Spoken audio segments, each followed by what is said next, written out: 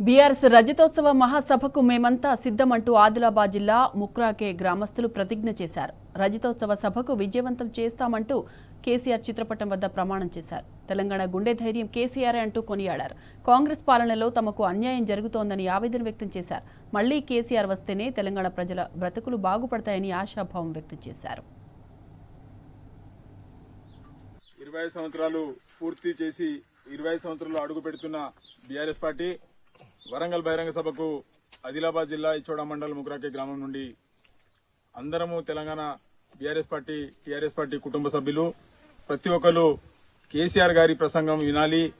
గత 10 సంవత్సరాలు చేసిన తెలంగాణలో అభివృద్ధి, ఆ అభివృద్ధిని బట్టి 18 నెలల కాంగ్రెస్ ప్రభుత్వం రేవంత్ రెడ్డి ప్రభుత్వంలో ఏ విధంగా అయితే రైతులు కావచ్చు, రైతు కూలీలు కావచ్చు, ప్రతి ఒక్కరు కావచ్చు, గ్రామాలు కావచ్చు, ఏ విధంగా అవసరాలు పడుతున్నది అనేది మనకు మన ముంగటినే కనిపిస్తున్నాయి.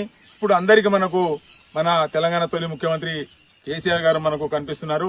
కేసీఆర్ గారు కేటీఆర్ గారి నాయకత్వంలో మరి ఏదైతే వరంగల్ సభ ఉందో విజయవంతం కావాలని అందరూ ప్రతి ఒక్కరు తెలంగాణ అభిమానులు, TRS party, BRS party, Telangana అభిమానులు, రైతు కూలీలు ప్రతి ఒక్కరు ఈ సభకు హాజరు కావాలని మేమందరం ప్రమాణం చేసి ఈ సభ విజయవంతం కావాలని దేవుణ్ణి కోరుకుంటూ జై కేసీఆర్, జై కేటీఆర్.